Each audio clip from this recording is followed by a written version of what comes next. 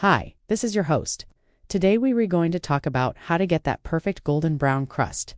When you sear meat or vegetables, it's called a Maillard reaction, and believe me, getting that perfect sear is an art form. It takes practice. Today, I'm going to give you some tips on how to do it better. So the Maillard reaction is a chemical reaction between amino acids and reducing sugars. Now that sounds really complicated, but what is really happening is when you put a piece of meat on a hot pan, the water on the surface evaporates, and then the sugars in the meat react with the amino acids and start to brown. This gives you that really nice golden brown crust on the outside of your steak, or your chicken, or whatever you are cooking. Now, there are two things that you need to have this reaction happen. You need a dry surface, and you need heat. So if you put a piece of meat in a cold pan, nothing will happen.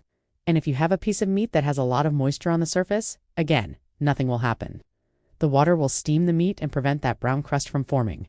So what do? We want to get the pan really hot before we put the meat in it, and we want to make sure that the meat is dry. If the meat is wet, we will pat it dry with paper towels to remove all of the excess moisture. For something like a chicken breast, which has a tendency to be pretty moist, I will actually sprinkle a little bit of flour on top to help absorb some of that moisture. When you're searing chicken, don't be afraid to use a little bit of oil in the pan. Chicken doesn't have as much fat as beef, so it can really benefit from having a little bit of oil to help lubricate the pan and prevent sticking.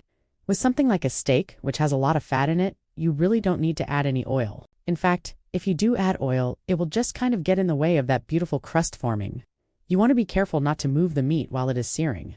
You want to let it sit and develop a crust. Once you start moving it around too much, you will get those nice little brown bits, but you won't get an even crust all the way around. When you move it around too much, you're actually steaming it. Remember, we want to avoid steaming. We want to avoid making it soggy. So resist the urge to keep moving it around.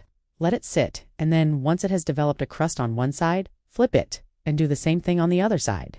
If you're searing a piece of meat for a recipe that calls for deglazing the pan, then you're going to want to get those brown bits up off the bottom of the pan.